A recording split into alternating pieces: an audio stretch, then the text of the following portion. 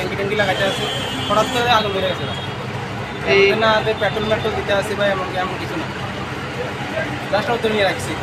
দেওয়ার পরে ধোয়ার পরে এটা কেন ব্যাটারি তারপর সব খোলা, এটা ট্যাঙ্কি সিট মিট লাগাইছি, ট্যাঙ্কি লাগাইছি, মানে প্লাগটা একটি পয়সা হচ্ছে আর কি। কি থেকে আগুন হইতে পারে?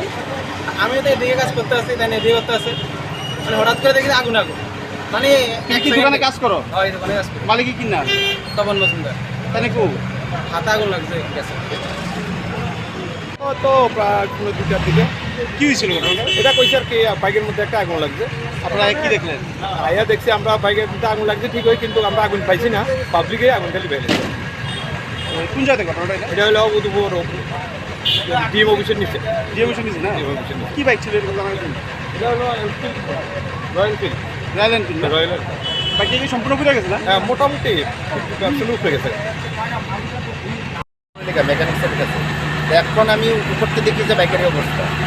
মানে তুমি বাইক দিয়ে গেছিল গা? হ্যাঁ হ্যাঁ, কি বাইক ছিল এটা? এনফিল্ড কত নম্বর? Number TR03G8750। কি সাইকেল ছিল এটা? এনফিল্ড সাইকেল না? কি নাম আপনার? রণবীর কর্মকার। কটার সময় দিয়ে গেছিলেন? 11:30। কি দেখলেন এখন আয়া? এখন এসে দেখে বাইক পড়ে আছে। এই কি মনে হইতেছে এই ঘটনাটা? ঘটনা তো এখন তো আমি বুঝছি না, আমি তো এখন হতভম্ব। বাইক ঠিক করতে আয়া দেখেন আপনার বাইক মানে আগুন পুড়ে গেছে। বাইক ঠিক করতে গেছিলাম, হঠাৎ করে মানুষের আওয়াজ শুনে আমি নিচে চাই দেখি দিয়ে বাইকের মধ্যে আগুন।